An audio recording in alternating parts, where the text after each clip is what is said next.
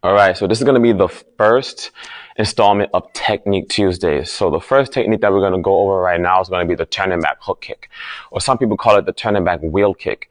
Now, there are many different things that we could go over. We could go over flexibility. We could go over the supporting leg, the kicking leg, the angle, and all of that type of stuff, right? But right now, I'm going to talk about the pivoting, because normally what I see when I'm teaching class, or even when I'm not teaching class, I'm just observing class, I may see people do their turning back hook kick like this, all right?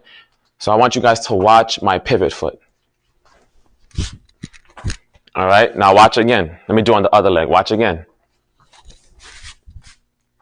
Okay, so I got my kick across. However, when I see some people kick, they're kicking, they're starting right here, and they're trying to kick before they pivot, or they're trying to kick on the pivot. All right, now the problems with this are you're limiting your force production when you're doing the kick, okay?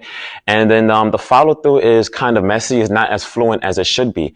The way I would like it to look, or the way I think it should look, would look like something like this. So I'm here.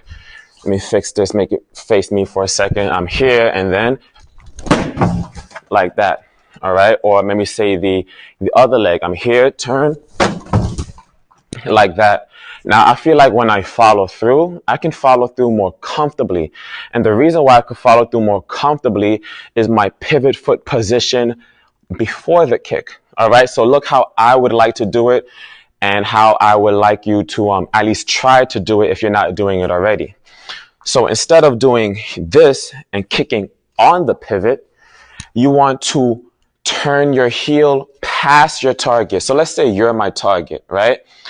Instead of having my heel towards you, I have my heel past you. And then from there, turn and follow through. Now, some people may say, well, why do you have the heel past your target? Shouldn't you have your heel towards your target, because the heel is the targeting system or anything like that? Well, that's not wrong. All right, it's not wrong. But let's say I put my heel towards my target, right? And I don't move my heel from there. What's going to happen? I can still follow through, right?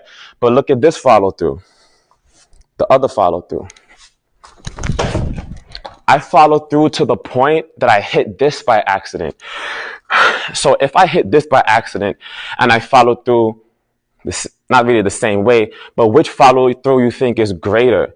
And whichever follow through is greater, which one is going to have more force production? Which one is going to have more power production? The second one. The more you can cover the more distance you can cover with your leg, the more power you're going to be able to generate, because there's more momentum, right? Now, here's a safety issue with the pivot. If I pivot and I have my heel facing my target, and then I come through, not only am I limiting my force production, I'm also putting my ACL at risk. So the ACL is the anterior cruciate ligament that's in the knee. It's one of the most injured parts of the body on athletes, especially martial artists. We always hear martial artists got knee problems, right? When the femur, this is your femur, the thigh bone, right?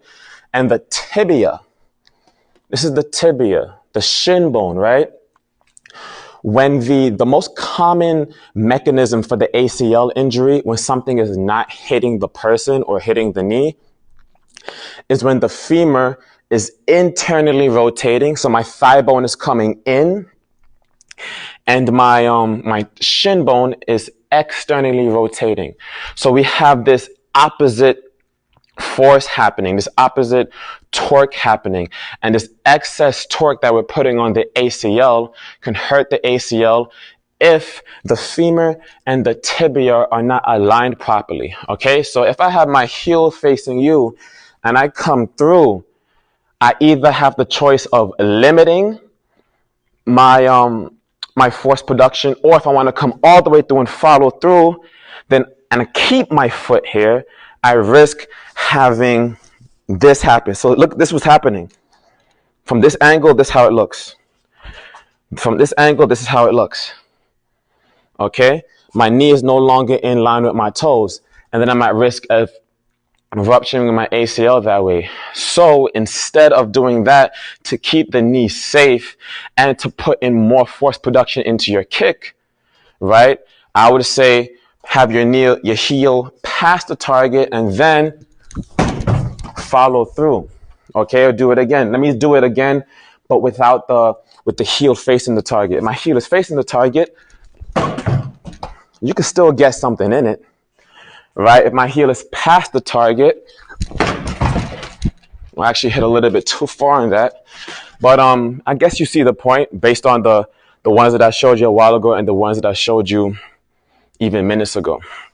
All right.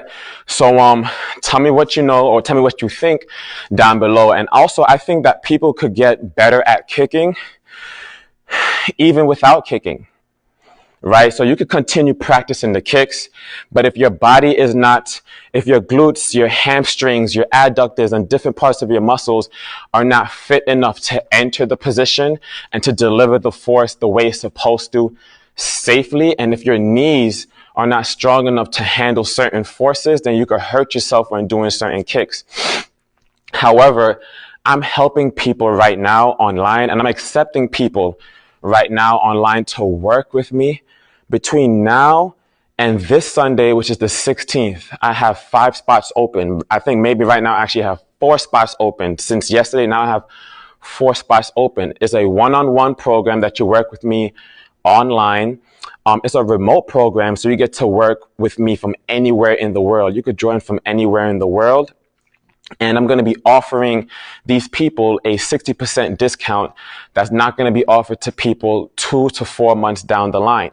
All right. So if you want to get your kicks better and you want to get more fit, or use fitness to get your kicks better, use the type of exercises that I have used to get my kicks the way they are, or even my hand techniques and my movement the way they are by using certain exercises a certain way, comment down below, tell me more, and you and I, we're going to have a discussion later down the road. All right. So the 60% discount would be $215 per month. Okay. And then later down the road is going to be $355 per month. All right. So right now I'm looking for 4 more martial artists who want to improve their kicks in 60 days. Okay. With all the information that I just gave you, if you would like to learn more, or you know that you're interested, comment down below, tell me more, and we're going to have a discussion. So thank you for watching. Like the video, comment, and share the video. See you guys next time.